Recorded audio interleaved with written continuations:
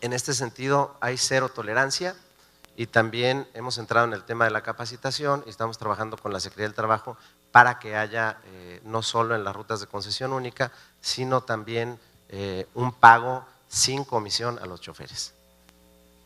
Muchas gracias, secretario. ¿Suficientemente respondido, Rafael? ¿Mario? Muy bien. Nomás quisiera agregar algo. Bueno, Rafael, quisiera hacer algún, por favor. El sentido de la política es correcta, pero el polígono de fragilidad ambiental de la cuenca del Ahogado sigue siendo un enorme pasivo ambiental y solo podrá solucionarse si ese espíritu que se está planteando se concreta. Tiene que ser una intervención integral, armónica, de prácticamente todas sus secretarías. La problemática es de una complejidad del pasivo ambiental y social, es muy viejo y esa es una muestra de lo que puede estar pasando en el resto del estado.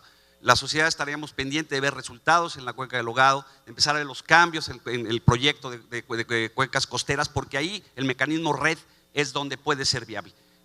Queremos en sentido correcto, pero todavía falta concretar esa directriz que usted ha planteado, gobernador. Muchas gracias, Rafael. Coincido, y vamos hacia el rumbo correcto. Efectivamente, tenemos que irlo concretando y sobre todo con indicadores muy precisos. Y por último, con Mario, efectivamente, este año fue de gestión de recursos, fue de proyecto ejecutivo. El proyecto ejecutivo, ¿cuánto duró de la línea 3?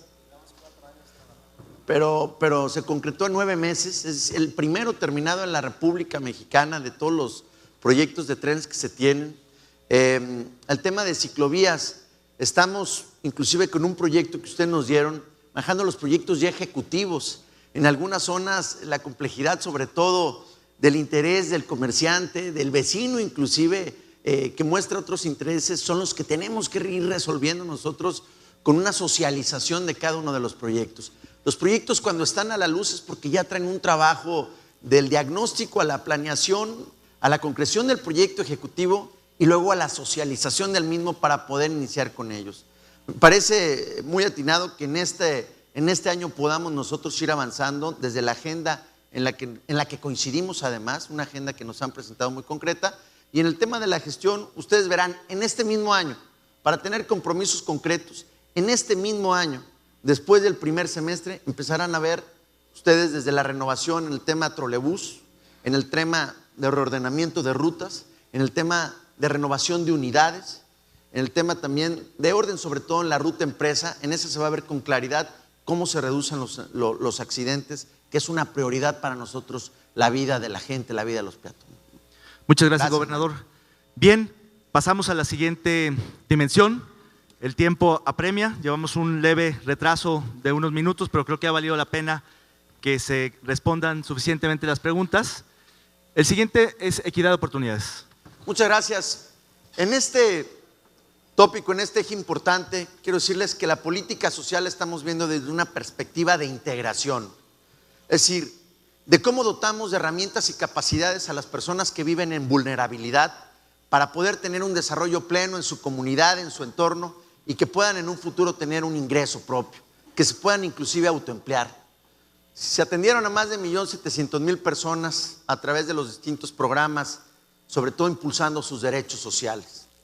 Se puso en marcha el apoyo a mujeres jefas de familia, que benefició a más de 4.000 mujeres, sobre todo mujeres emprendedoras, que se les capacita, se les atiende y se les apoya dándoles seguimiento para que puedan abrir un pequeño negocio y así puedan ser autosustentables. Muchas de ellas son jefas de familia y tienen la responsabilidad de mantener a sus hijos. 34,000 adultos mayores con una pensión mensual a través del programa 65 y más. Aquí todavía nos falta incorporar más a nuestros adultos mayores. No podemos quedar solamente con la aportación. Muchos de ellos viven en una etapa donde su responsabilidad, su experiencia puede ser aprovechada por la sociedad. Ya en DIF hay algunos programas, pero estamos convencidos que aquí nos falta mucho por hacer para la integración de nuestros adultos mayores. Se apoyaron a las personas con discapacidad, también algunos programas de atención y empleo a las personas con discapacidad. El programa por la seguridad alimentaria mejoró la nutrición de más de 140,000 personas en condiciones de extrema pobreza. Esto es a través de un programa no solamente de comedores comunitarios, sino estamos yendo para que la tierra la puedan trabajar, producir y ellos mismos poder encontrar en ciertas zonas a través de cadenas productivas sus suministros. Estos son programas pilotos que ya los estamos trabajando sobre todo en el norte del estado. Se efectuaron obras por 127 millones de pesos a través del programa de infraestructura básica para la atención de los pueblos indígenas, hoy incorporándolos también en deporte, cuestión cultural, en el deporte en cuestiones de ligas deportivas, proyectos culturales y sobre todo infraestructura de vivienda, concentrado en los indicadores que nos marca Coneval para poder reducir esta brecha de pobreza, para poder garantizar los servicios más elementales que pueden generarles una mejor calidad de vida a todos nuestros hermanos indígenas. Por último, se inicia la integración de un padrón único de beneficiarios de programas sociales que va a contribuir a la transparencia de los recursos públicos. Hoy no con una visión electoral o electorera, sino con una claridad de dónde se están asignando los recursos que tienen que ver con las carencias, la vulnerabilidad y la pobreza en las regiones más marginales donde viven y no hacia donde se puede orientar el recurso o a veces se dispersa sin ser focalizado el recurso en materia de política social. Con el programa Mochilas con Útiles se benefició a más de 1.5 millones de estudiantes. Se puso en marcha el programa de transporte gratuito que a través de los bienevales y becas de transporte beneficiamos 82,000 estudiantes, 75,000 de zona metropolitana, 7,000 del interior del estado. Y esto tiene que ver con evitar la deserción.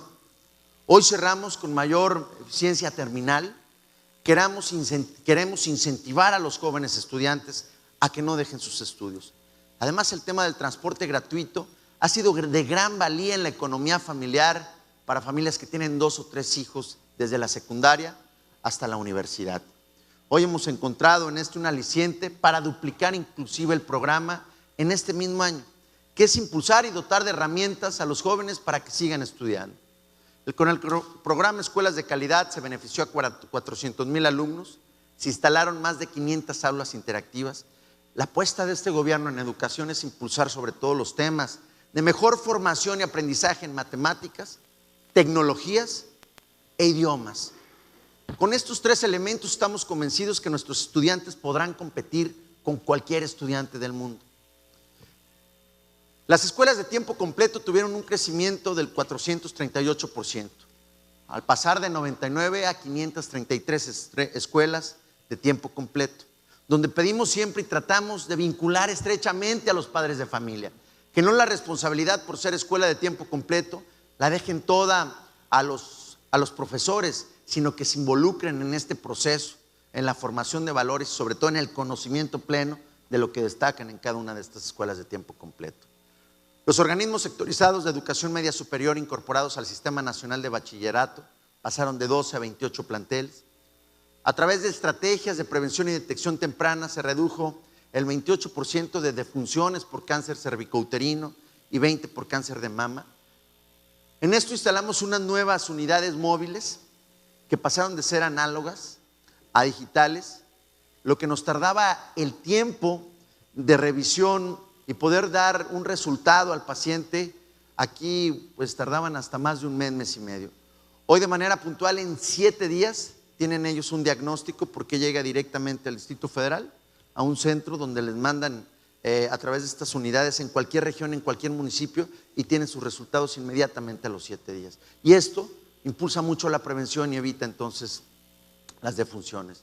Se concluyeron 20 centros de salud en diferentes municipios del estado, así como estamos ampliando los hospitales de Puerto Vallarta y Tepatitlán. Falta todavía la dotación de medicamentos al 100% en medicina, sobre todo en el Seguro Popular. Ahí hubo un desfase, en cuestiones de licitación, procedimiento administrativo, debemos de reconocer que ahí estamos hoy al 80%, tenemos carencias y es donde debemos de orientar nuestros esfuerzos en este año para llegar al 100% de dotación de medicamentos a través del Seguro Popular en todas las regiones del estado. Gracias, gobernador. Tiene la palabra la doctora Mercedes González de la Rocha. Muy buenos días. ¿Sí? Buenos días, me da mucho gusto estar aquí, gracias por la invitación. Efectivamente, la lectura del informe da cuenta de las acciones y los programas que el gobierno del estado ha estado instrumentando a lo largo de estos meses y da cuenta también de su preocupación por construir y publicar, no solamente construir, sino también dar a conocer un conjunto de indicadores que son necesarios para medir el bienestar. Desde mi punto de vista, el bienestar realmente tiene 3 grandes pilares. Uno de ellos es el empleo, del cual no voy a hablar. Podría hablar mucho, pero no voy a hacerlo. Otro pilar del bienestar es la salud, y la otra gran pata del bienestar es, por supuesto, la educación. En realidad, mis preguntas son 2, con algún que otro comentario adicional. Son comentarios, preguntas, sugerencias. En primer lugar, el capítulo dedicado a la equidad de oportunidades menciona un conjunto de actividades que se han emprendido, pero lamentablemente no se ven los resultados. Obviamente es muy temprano, son solo unos cuantos meses que el gobierno, que esta administración tomó posesión de los cargos, pero a mí sí me gustaría mencionar y realmente enfatizar la necesidad de conocer cuáles de estos programas y actividades están produciendo qué tipo de respuestas. Porque es muy bueno, es extremadamente positivo que existan programas en los que se está proveyendo a los estudiantes de útiles escolares o de transporte público gratuito a la escuela. De hecho, los estudios que se han hecho sobre los costos indirectos de la educación son muy claros en señalar que el transporte es uno de los grandes costos que los estudiantes tienen que afrontar, y cuando no pueden, simplemente el transporte, los gastos en transporte son un motivo para desertar de la escuela. Es extremadamente positivo, lo repito, pero enfatizo, necesitamos resultados de evaluaciones serias y sistemáticas que nos estén mostrando realmente qué están haciendo estos programas, y no nada más hablar de lo que se ha gastado en adultos mayores o en personas con discapacidad, sino realmente que podamos tener elementos serios, sistemáticamente recopilados, para poder hablar de los resultados de esas acciones. Por otro lado, un comentario adicional es el hecho de que la temporalidad de los indicadores que el informe utiliza y menciona es un poco confusa. Por ejemplo, en el caso de los afiliados al Seguro Popular, habla de una cifra que no creo francamente que haya sido el conjunto de los afiliados de este año, sino que es, digamos, el avance de años anteriores, ¿no? Entonces sería bueno ser un poco más claros para que la ciudadanía tenga más confianza en los mensajes que está dando el gobierno de Jalisco. El tema que a mí más me preocupa esta tarde, o esta mañana, perdón, estoy como Juan Jaime Petersen, ya se nos hizo tarde, además del de la evaluación, es el de la salud. Es excelente y nos parece francamente muy acertado el hecho de que Jalisco esté avanzando mucho en la certificación de las clínicas y los centros de salud que dan atención a los afiliados al Seguro Popular. Pero Jalisco, al igual que todos los estados del país, entró en una especie de frenesí de afiliación y se ha ido por afiliar a muchísimas personas sin que realmente podamos decir que esas personas afiliadas al Seguro Popular estén recibiendo un servicio de calidad. Y simplemente para terminar, porque ya se me acabó el tiempo, yo sí sugiero que quienes están trabajando en estos grandes, importantísimos temas, tomen en cuenta los indicadores del SINAIS, el Sistema Nacional de Información en Salud que publica el Coneval, en donde, por cierto, es sistemático que en todos los indicadores, camas sensables, camas no sensables, número de enfermeras y de médicos por paciente, etcétera, etcétera, en todo Jalisco, al igual que todo el país, pero hay estados que sí se salvan de esta tendencia, ha disminuido todos esos indicadores y es muy preocupante. Gracias. Muchas gracias, doctora. Tiene la palabra el doctor Miguel Basdres.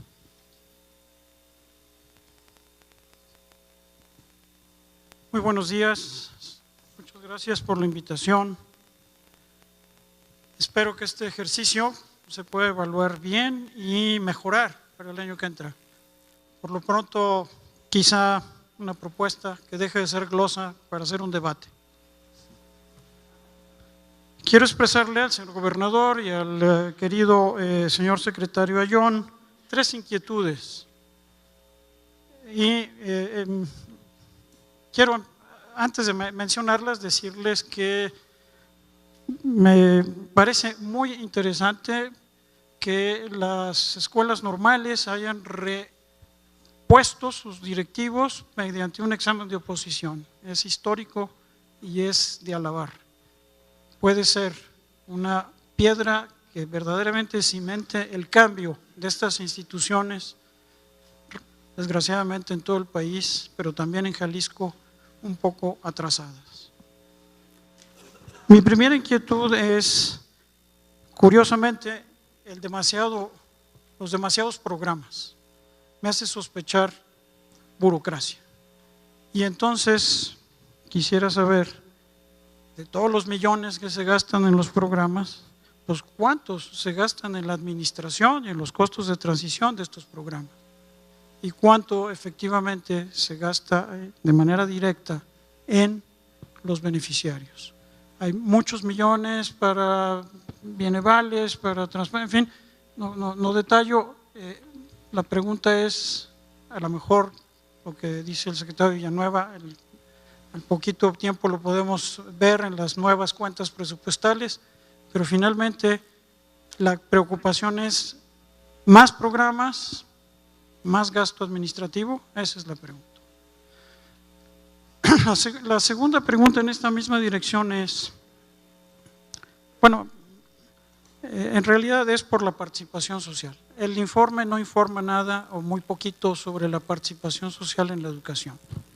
Por ley, desde 1993, se deben establecer consejos de participación social en las escuelas, en los municipios y en el Estado. No, el informe es omiso en decir qué pasó, qué está pasando con esto. De pronto me da gusto que no se mencione, porque capaz que hay ahí lo que todos sabemos, una política pública fallida. La participación social a través de estos mecanismos legales en todo el país prácticamente ha fallado.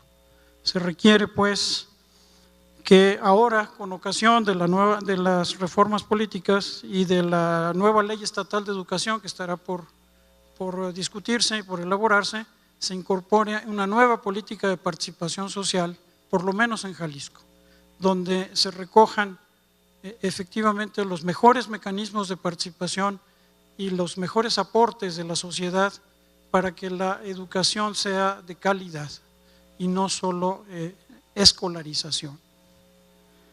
La tercera inquietud es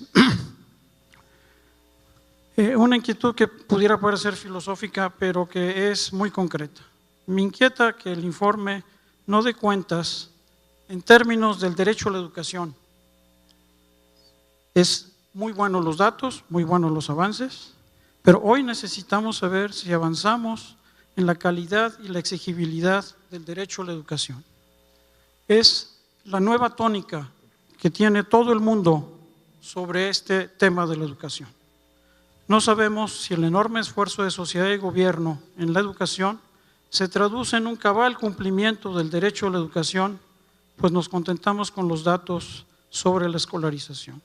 Jalisco tiene un lugar en la modernización y en la implementación de este derecho. Probablemente en esta coyuntura de nuevas leyes sea posible, y sería mi pregunta, ¿cómo garantizar que los alumnos, los estudiantes, llegan al fin de su educación cumpliendo, adquiriendo los fines del tercero constitucional? Muchas gracias, doctor. Les recuerdo que estamos con un retraso de casi 20 minutos, todavía no llegamos a la mitad del ejercicio, hay temas muy importantes. Les pediré mucho, encarecidamente, que se ciñan a las reglas del juego. 3 minutos por intervención, sean muy puntuales y el gobernador da la pauta. Por favor, secretario Rizo. Adelante, Rizo. Gracias. Bueno, primeramente me voy a poner de pie, perdonen, pero bueno, respondiendo, ¿más programas, más gasto de operación? No. La Secretaría de Desarrollo e Integración Social contempla para este año, por ejemplo, cerca de 1,400 millones para los distintos programas sociales, de los cuales solamente 125 van al rubro 1,000, 2,000 y 3,000, que son gastos personales y que son gastos operativos. comparto la preocupación en términos de los resultados.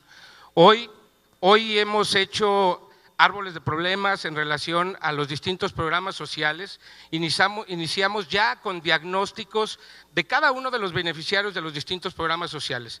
Tenemos en la Secretaría directamente cerca, como lo ven, 1.700.000 beneficiarios, pero de los programas sociales de bienestar tenemos cerca de 130.000 beneficiarios, de los cuales tenemos un expediente que además contribuye a la transparencia y a la eficiencia de los recursos públicos.